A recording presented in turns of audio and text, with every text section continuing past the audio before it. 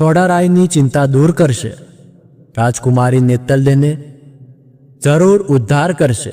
રાજા અજમલરાય કહે છે કે સોઢારાયને ચિંતા કરવાની જરૂર નથી, કારણ કે જગતનું સંચાલન કરનાર નેજાધારી નાથને જે મંજૂર હશે એ જ થશે. એને કોણ અટકાવી શકે છે? અને અજમલરાયજી કહે છે કે ગોર મહારાજ, તમે સાથે લાવેલું શ્રીફળ અને શુકુનની મીઠાઈ અમને મંજૂર છે. સોઢાકુળની શુકનવંતી કન્યાને આ પોખરણગઢ સ્વીકારે છે અને એ પોખરણગઢને ઉજાગર કરશે. ભૂદેવ સોઢારાજને કહેજો કે લગ્નની તૈયારી કરે. અમે જાન લઈને આવી પહોંચીશું. થોડા સમય પછી લગ્નની તૈયારી થઈ ગઈ છે. આખું પોખરણગઢ લગ્નની તૈયારીઓ કરી રહ્યું છે અને આનંદ વિભોર થઈ રહ્યું છે. આખું નગર ઝૂમી રહ્યું છે, પણ રામદેવ પીર ઉદાસ છે. ત્યારે તેમને તેમની માતા પૂછે છે કે શું થયું છે મારા લાલાને? ત્યારે રામદેવજી કહે છે કે માં, મારી બે બહેનો લાસા અને લક્ષ્મી મારા લગ્નમાં આવશે અને મારી બહેન મોટી બહેન શગુના લગ્નમાં આવી ન હોય તો ઘર બાર સૂના જ લાગે ને માં. ત્યારે માં કહે છે, વર્ષો થયા બેટા, શગુણાના સાસરિયા પઢિયાર સાથે મતભેદ થયા છે. ત્યારથી જ શગુણાને પિયર નથી મોકલતા. તમારા બેન તમારા લગ્નમાં આવવા માંગતા હોય તો પણ કેવી રીતે આવે? ત્યારે રામદેવજી કહે છે કે માં, શગુણાને કંકુત્રી તો મોકલાવી જ પડશે.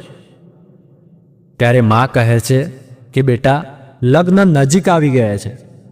ત્યારે રામદેવજી કહે છે કે મારો સેવક રત્ન રાયકો, એને બોલાવીને કંકુત્રી મોકલાવી આપીશું. તે પવન ભેગે આ કંકુત્રી પિંગલગઢ જઈ પહોંચાડી આવશે અને શગુણાને લઈને પાછો આવશે. રામદેવ કહે છે, રત્ના રાયકા, લો આ કંકુત્રી અને તમે શગુણાને પહોંચાડી આવો. રત્નો રાયકો મૂંઝાય છે. ત્યારે રામદેવ પીર કહે છે કે તમે જરા પણ મૂંઝાશો નહીં. આવતીકાલે સવારે તમે પિંગળગઢ હશો અને બીજા દિવસે રત્નો રાયકો કંકુત્રી લઈને પિંગળગઢ દરબારમાં પહોંચી જાય છે અને ત્યાં તેને નકારવામાં આવે છે અને તેને જેલમાં કેદી બનાવવામાં આવે છે. પરંતુ રત્નો રાયકો તો હસતા મુખે રામદેવ પીરનું નામ રટતો રહ્યો અને પિંગળગઢના રાજાને પરચો મળ્યો. શગુણાને રત્ના રાયકા સાથે પિંગળગઢ રામદેવ પીરના લગ્ન માટે જવા માટે મંજૂરી આપી અને પઢિયાર રાજાએ રામદેવની માફી માંગી. શગુણાના તો હરખ માતો ન હતો. વીરાના લગ્નમાં જઈ રહી હતી, પણ વિધાતાને કંઈક અલગ જ મંજૂર હશે. માર્ગમાં જતા વિઘ્ન આવ્યું. દિલ્હીના એક બાદશાહને જાણ થઈ કે શગુણા તેમના વીરા રામદેવના લગ્નમાં જઈ રહ્યા છે અને એમને રામદેવના પરચા જોવા હતા. એટલે તેમને પોતે શગુણાનો માર્ગ રોકવા પોતાના પઠાણોને મોકલ્યા અને કહ્યું કે જંગલમાં સુમસાન જગ્યાએ બેન શગુણાનો માર્ગ રોકજો. અને પઠાણોએ પણ એ જ પ્રમાણે જંગલમાં સુમસાન જગ્યાએ બેન શગુણાનો માર્ગ રોક્યો. શગુણાના બધા જ દાગીના લૂંટી લીધા અને બેન શગુણા પોતાની લાજ બચાવવા પોતાના બધા જ દાગીના કાઢીને આપી દેશે અને પોતાના ભાઈ રામદેવ પીરને રક્ષા કાજે આજીજી કરે છે. અને એટલામાં રામદેવ પીરનો પરચો થયો. લૂંટારાઓની આંખો અંજાઈ ગઈ અને ત્રણેય લૂંટારાઓનો વધ થયો. અને ચોથા લૂંટારાએ માફી માંગી અને રામદેવ પીરે એને માફ કર્યો અને પૂછ્યું કે આવું કરવાનું કારણ? ત્યારે એ લૂંટારાએ કહ્યું કે દિલ્હીના રાજાએ મને અહીંયા મોકલ્યો હતો. એમને તમારા પરચાના દર્શન કરવા હતા. અને રામદેવ પીરે એ લૂંટારાને માફ કર્યો અને રામદેવ પીરે દિલ્હીના રાજાને પરચો આપ્યો અને તેને ઊંઘમાંથી જગાડ્યો. દિલ્હીનો રાજા ગભરાયો અને માફી માંગી અને રામદેવ પીરે માફી આપી દર્શન આપ્યા અને કહ્યું કે હે બાદશાહ, હવે કોઈ દિવસ નહીં ભૂલતો કે હિન્દુસ્તાનની પ્રજા તારા માટે દીકરો કે દીકરી છે. અને રામદેવ પીર પરચો આપીને પાછા પોખરણગઢ જાય છે. હવે રામદેવ પીરની જાન જોડાય છે, પણ બેન શગુણા જાનમાં નથી જઈ શકતા, કારણ કે એમને વારે ઘડીએ એમના સાસુના શબ્દો યાદ આવતા હતા અને એમને સાસુએ એમને કહેલું કે જેવા જાઓ છો તેવા જ પાછા આવજો. અને અહીં સગુણાનો દીકરો બીમાર પડે છે. અહીં નિત્તલને પણ કલ્પાત કરે છે કે તેમને પ્રભુનું રામદેવ પીરનું જીવતર બગાડ્યું. અને આ કલ્પાત જોઈને રામદેવ તેમને પરચો બતાવીને નિત્તલદેને સ્વચ્છ કરે છે. ઉમરકોટમાં રામદેવ પીરનો પહેલો ફેરો ફરાય છે અને પોખરણગઢમાં સગુણાના દીકરાના છેલ્લા શ્વાસની ગણતરીઓ થાય છે. અને રામદેવ પીરનો બીજો ફેરો ફરાય છે. ત્યાં સગુણાના દીકરાનું મૃત્યુ થાય છે અને તે રુદન કરે છે અને કહે છે કે જો મને આવી જાણ હોત તો હું પિંગળગઢથી રામદેવ પીરના લગ્નમાં આવી જ ન હોત. અને રામદેવજી લગ્ન વિધિ પતાવીને પાછા આવે છે અને કહે છે કે બેન સગુણા ક્યાં છે? ક્યાં છે મારો ભાણિયો? ક્યાં છે? તારો મામો બોલાવે છે. ત્યારે સગુણા કલ્પાત કરે છે કે વીરા હવે એ નહીં ઉઠે, એ કાયમ માટે સૂઈ ગયો છે. પણ આ તો રામદેવ પીર પરચો બતાવ્યા વગર રહેશે ના. અને એમને બાણિયાને જીવતો કર્યો. પણ લગ્નના થોડા સમય જતાં જ અજમલરાયને સ્વપ્નમાં આવે છે અને સ્વપ્નમાં શ્રી કૃષ્ણ ભગવાન દેખાય છે.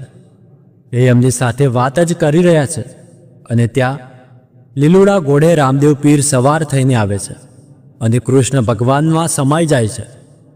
અને અચાનક અજમલરાય ઊંઘમાંથી જાગી જાય છે. ત્યારે મિનળ દેવી પૂછે છે કે શું થયું રાજન? કેમ આટલા ગભરાયેલા છો? ત્યારે અજમલરાયજી કહે છે કે મને સ્વપ્ન આવ્યું. સ્વપ્નમાં કૃષ્ણ ભગવાન દેખાયા અને અચાનક ત્યાં રામદેવ પીર લીલુડા ઘોડા ઉપર સવાર થઈને આવ્યા અને શ્રી કૃષ્ણમાં સમાઈ ગયા. ત્યાં ડાલીબાઈ પણ ઊભા હતા. ત્યારે મિનળદે કહે છે, અરે હા ડાલીબાઈ, એ તો રામદેવ પીરના પરમ ઉપાસક છે. એ દર માસે બીજનો પાઠ કરે છે અને ગામની ગાયો ચરાવીને એમનું ગુજરાન ચલાવે છે. અને ત્યાં તો રામદેવ પીર પ્રગટ થાય છે અને કહે છે કે મારી લીલાની અવધિ હવે પૂર્ણ થાય છે. આજે ભાદરવા સુદ 11 છે અને એ સમાધિ લેશે તે બધાને જાણ કરી દો કે જેથી કરીને બધાનો ભેટો થઈ જાય. ત્યાર પછી બધા સમાધિની તૈયારીમાં વ્યસ્ત થઈ જાય છે અને પછી બધા દોડધામ કરતા હોય છે. ડાલીબાઈ એક જણને પૂછે છે કે ભાઈ શેની તૈયારીઓ થઈ રહી છે? ત્યારે એ કહે છે કે ડાલીબાઈ, તમને ખબર નથી?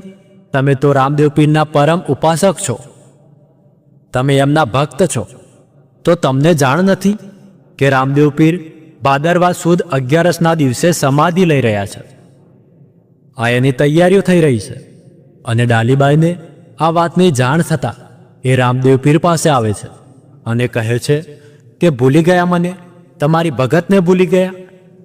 તમારા વગર હું એકલી કેવી રીતે રહીશ પ્રભુ? તમારી આ સમાધિમાં તો હું જ લીન થઈ જઈશ.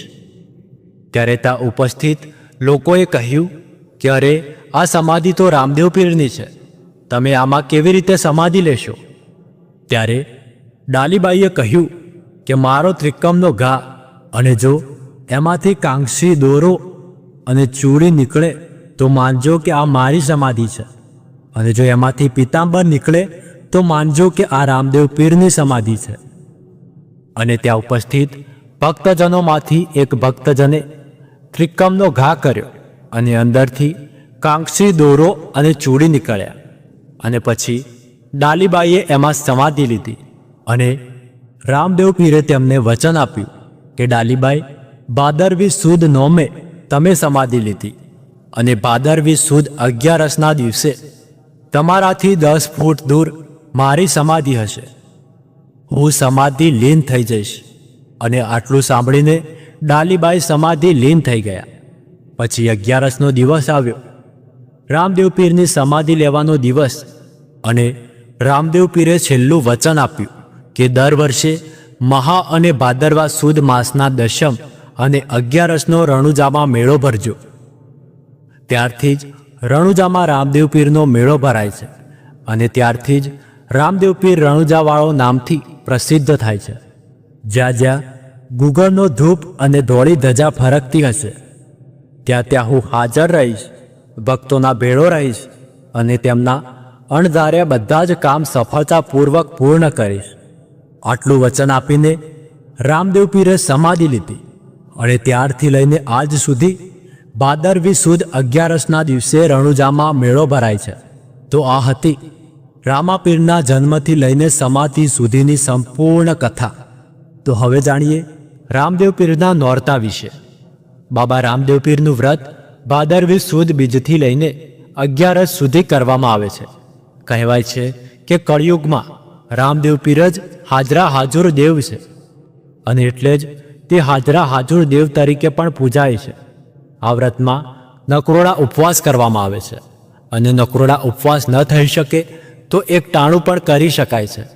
આ વ્રત કરવા માટે સૌપ્રથમ આપણે વહેલા ઉઠી નાહી ધોઈને એક લાકડાના બાજોટ ઉપર લાલ કપડું પાથરીને તેની ઉપર કોઈ પણ ધાન લેવાનું છે અને આ ધાન ઉપર આપણે રામદેવ પીરના ફોટાને બિરાજમાન કરવાના છે અને તેની બાજુમાં આપણે ભાલાનું પણ સ્થાપન કરવાનું છે. આ દરમિયાન રામદેવ પીરને ધૂપ અગરબત્તી કરવાની છે અને આ વ્રત દરમિયાન જો રામદેવ પીરના સ્થાન પુણ્ય ધામ રણુજાના દર્શન થાય તો તે અત્યંત શુભ માનવામાં આવે છે. અને જો રણુજા ન જઈ શકાય તો ઘરે બેઠા જ આપણે આ વ્રત કરી શકીએ છીએ, તેમના દર્શન કરી શકીએ છીએ. તો બોલો રામાપીરની જય. તો મિત્રો, આ હતી રામાપીરની નોરતાની કથા. જો તમને આ કથા પસંદ આવી હોય તો વિડીયોને એક લાઈક કરી લેજો, કોમેન્ટમાં રામાપીરની જય બોલી લેજો અને ચેનલને સબસ્ક્રાઈબ કરી લેજો.